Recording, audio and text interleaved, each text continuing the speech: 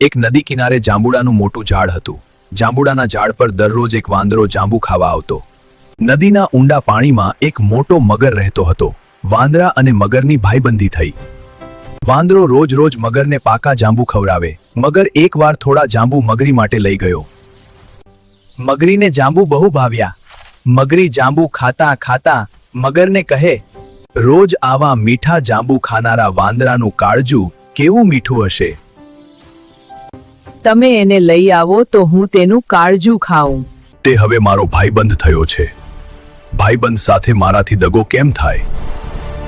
મગરીએ જીદ કરી કહ્યું, જો તમે કાળજું નહીં લાવી આપો તો હું મારો જીવ આપી દઈશ. ન છૂટકે મગર વાંદરાને મગરી પાસે લાવવા તૈયાર થયો. બીજે દિવસે મગર જાંબુના ઝાડ નીચે આવ્યો. વાંદરાએ આપેલા મીઠા જાંબુ ખાધા. વાંદરા ભાઈ, મારી મગરી તમને ઘરે જમવા માટે બોલાવે છે. વાંદરો, મારી પીઠ પર બેસી જા અને મારા મહેમાન થા. હા, ચાલે. વાહ, ચાલો, તમારો આટલો પ્રેમ છે તો ના કેમ પડાય.